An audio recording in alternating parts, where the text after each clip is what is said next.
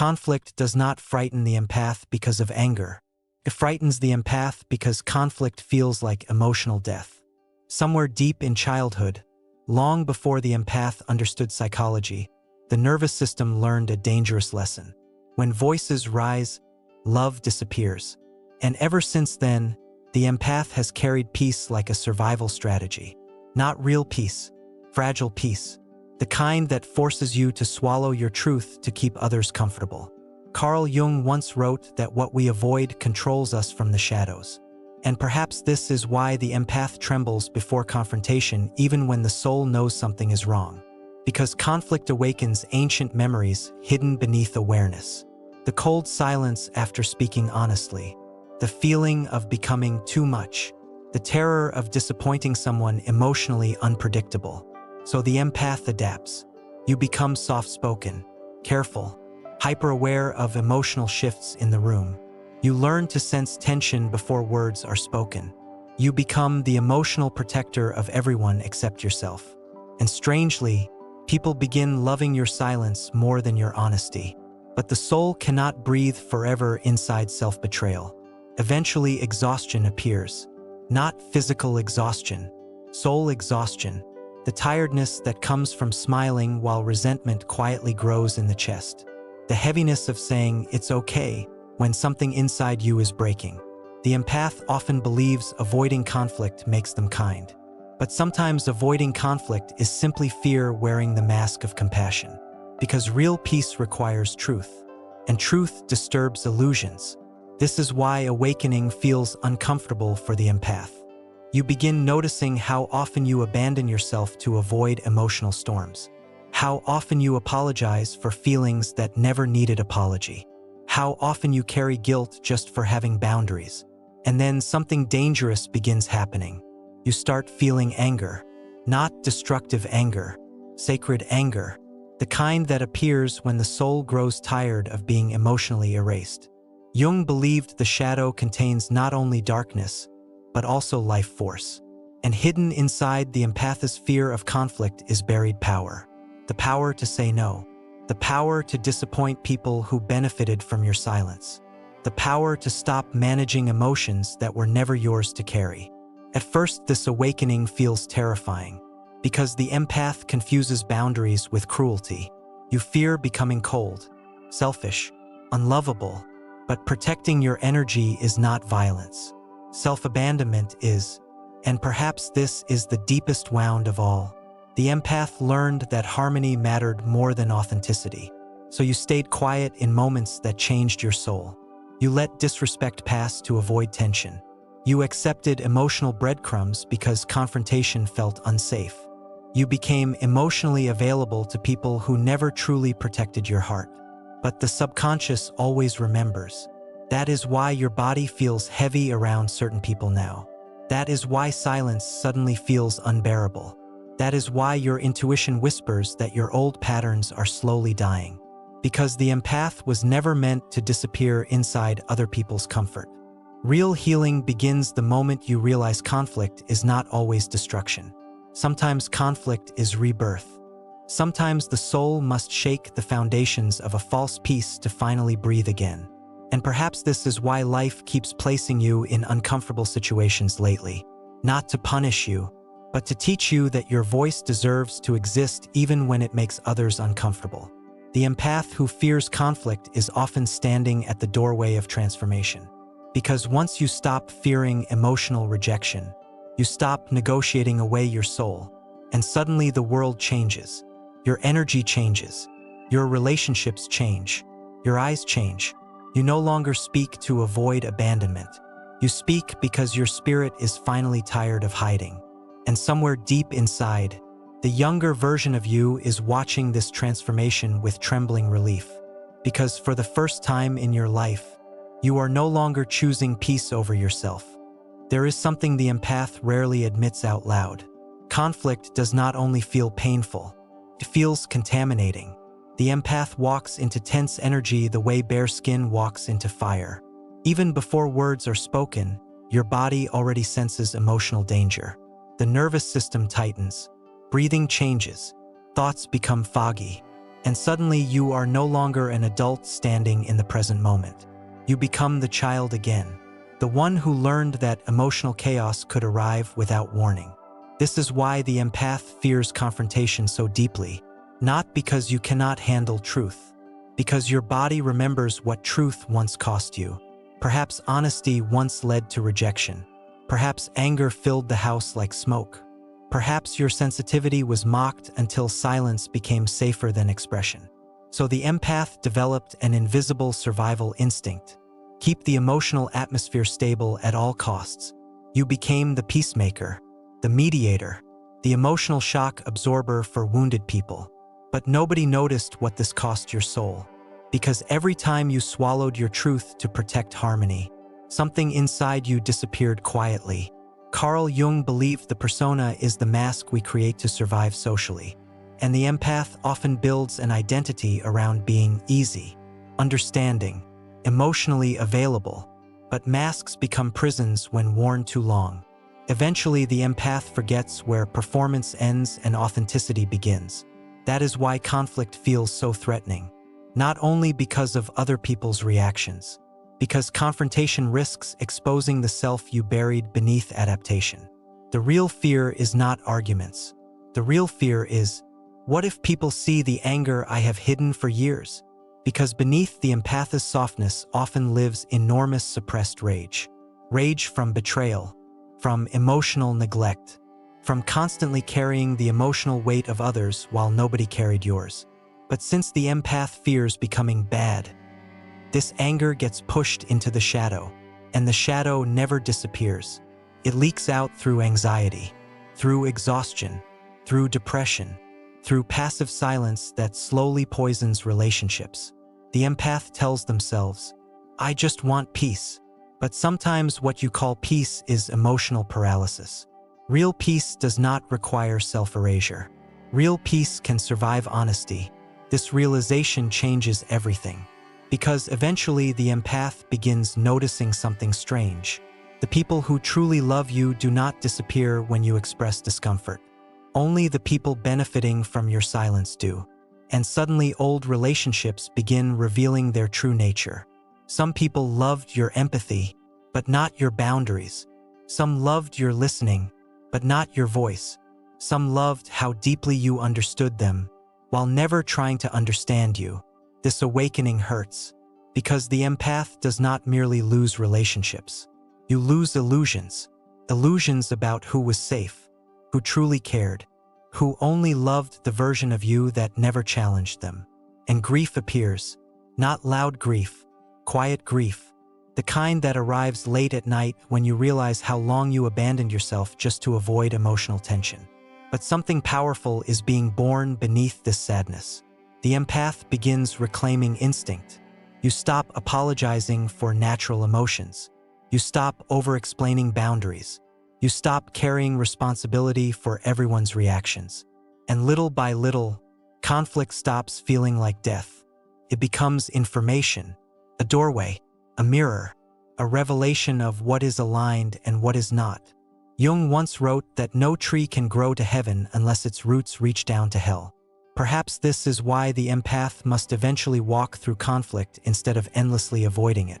Because hidden inside confrontation is identity, voice, power, self-respect. The empath who never speaks their truth eventually becomes emotionally invisible to themselves. And maybe that is the deepest loneliness of all. To spend years understanding everyone around you, while remaining a stranger to your own soul. But your soul is waking up now. That is why silence feels heavier lately. The old version of you is growing tired. Tired of shrinking. Tired of carrying emotional burdens that were never yours. Tired of calling self-betrayal kindness. And perhaps this is the moment where everything begins changing. Not because fear disappears, but because your spirit finally realizes something greater than fear. You were never born to become emotionally small just to keep the world comfortable. The empath often believes conflict begins with raised voices, but real conflict begins much earlier. It begins the moment your intuition notices something your mouth is too afraid to say.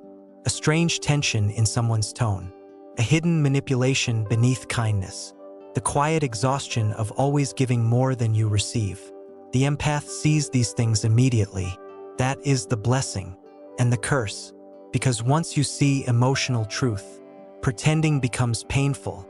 Yet many empaths still remain silent, not because they lack awareness, because awareness without safety becomes torment. Carl Jung believed that the unconscious speaks through symptoms, and perhaps this explains why the empath's body suffers when the soul remains unheard. The headaches, the sudden exhaustion, the anxiety after certain conversations, the heaviness that appears around emotionally draining people. Your body is speaking the truth your voice was trained to suppress. And still, the empath hesitates, because conflict threatens something deeper than relationships.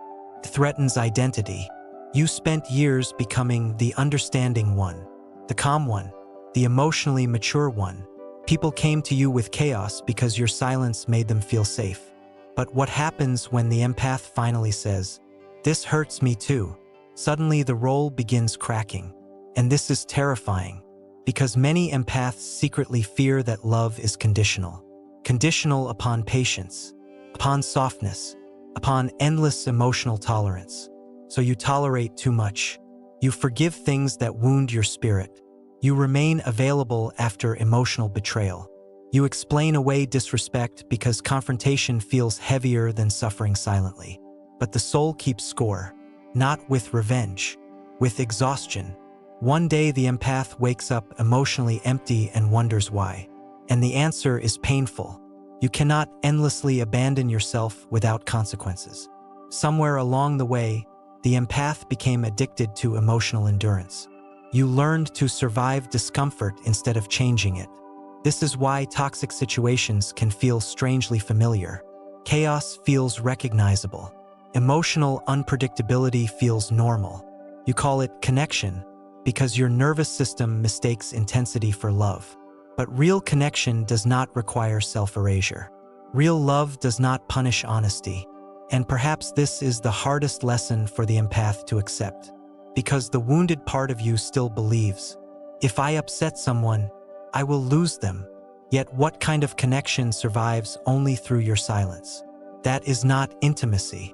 That is emotional captivity. The awakening begins when the empath finally becomes tired of fearing their own truth. Not loudly, quietly, you start noticing where your energy disappears.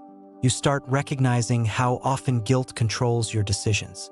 You begin feeling the enormous grief of all the words you never allowed yourself to say.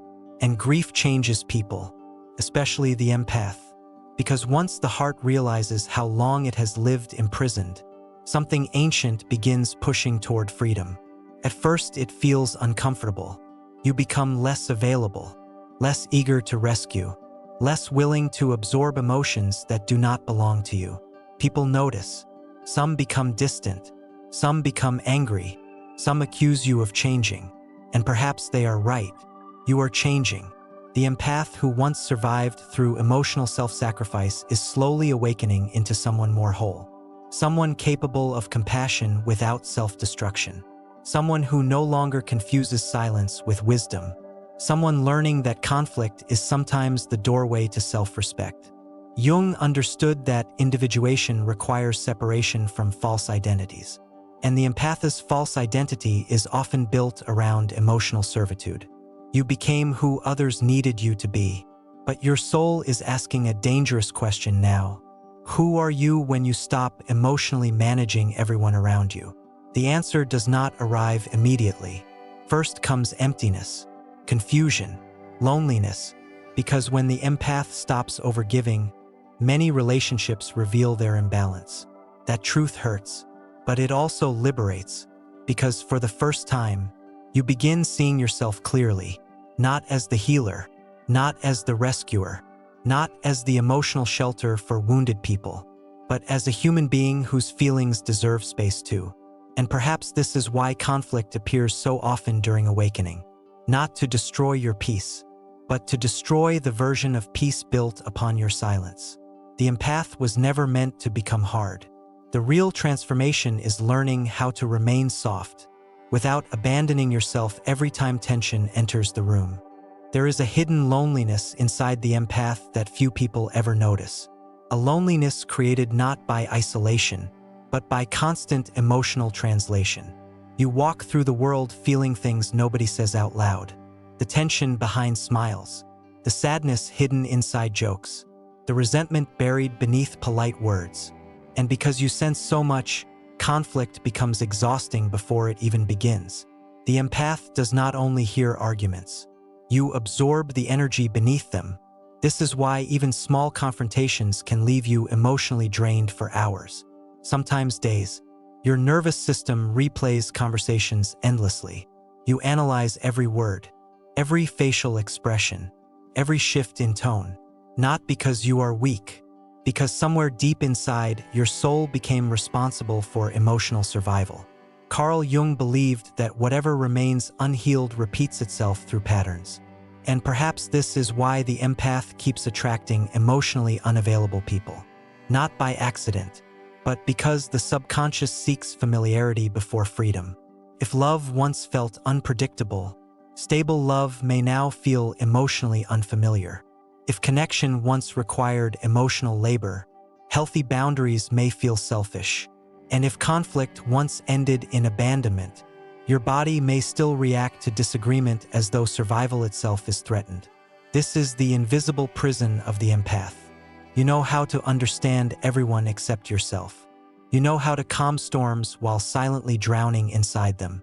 And eventually something inside begins breaking. Not dramatically, quietly, a growing resentment toward your own silence. A painful awareness of how often you betray intuition to maintain connection. Because the empath often senses the truth long before admitting it consciously. You knew when the relationship became emotionally one-sided. You knew when someone was manipulating your compassion. You knew when your spirit felt unsafe. But fear kept you there. Fear of hurting someone. Fear of disappointing them. Fear of becoming the problem. So you carried emotional discomfort like a secret wound. And over time, the wound became identity.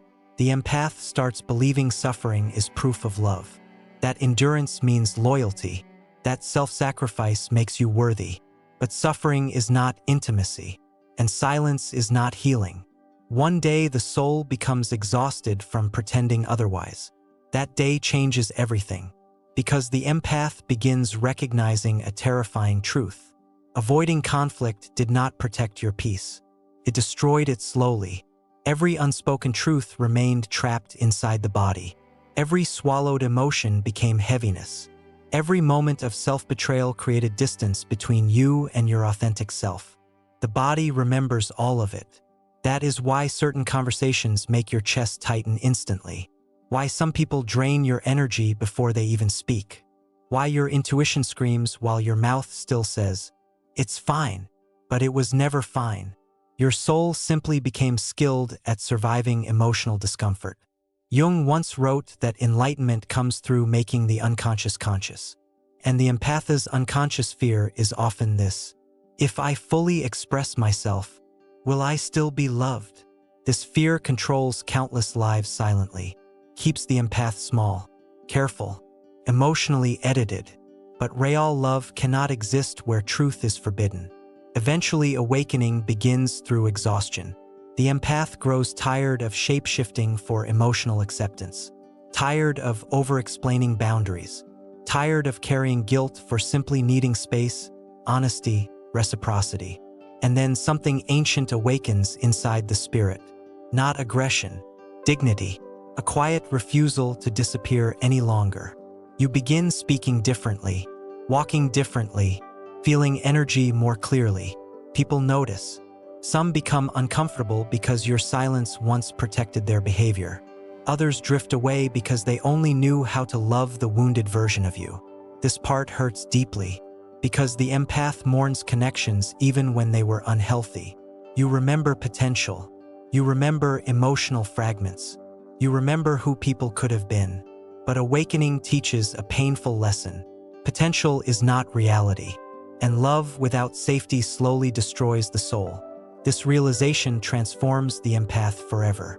Conflict no longer feels like proof that connection is ending. Sometimes conflict becomes proof that your soul is finally refusing to abandon itself. And perhaps this is the true beginning of healing. Not becoming fearless, but finally understanding that protecting your spirit is not cruelty. It is self-respect returning home after years of exile. At some point in the empath's awakening, something unexpected happens.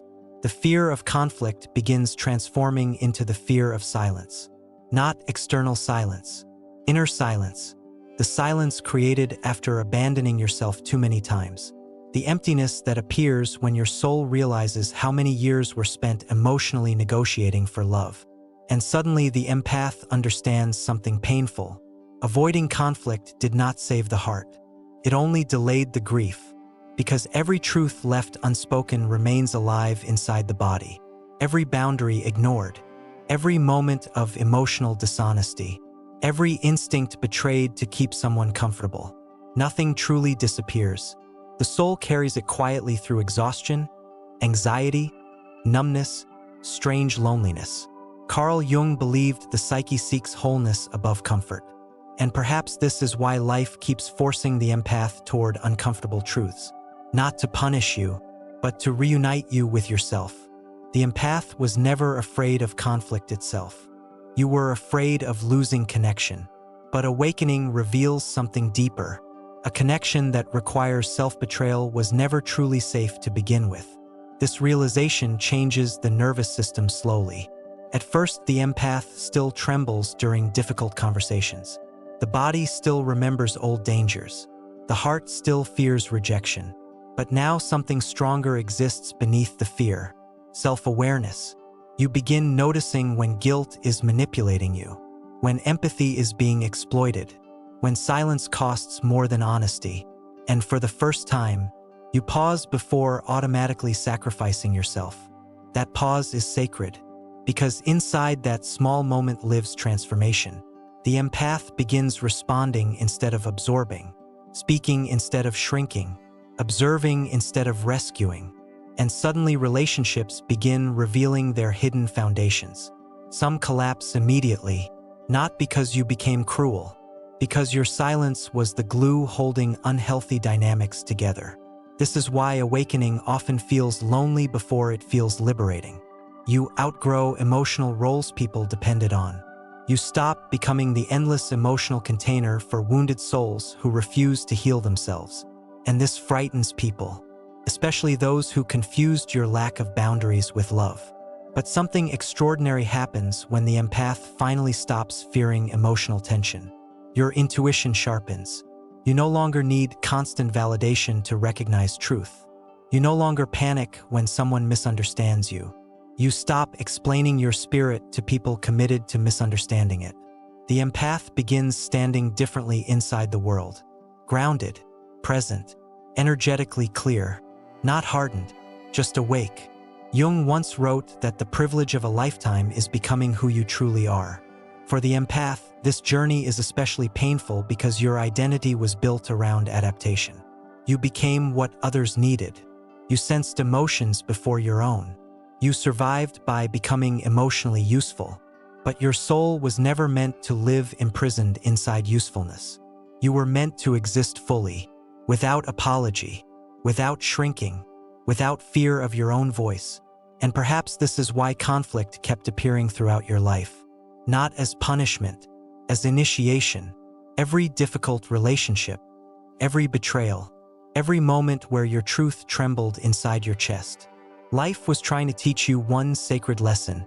Your peace cannot be built upon self-abandonment. Real peace requires alignment.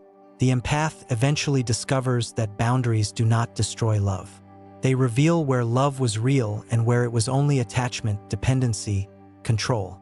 This truth hurts before it heals, because many people will mourn the old version of you, the endlessly available version, the self-sacrificing version, the version that tolerated emotional imbalance quietly.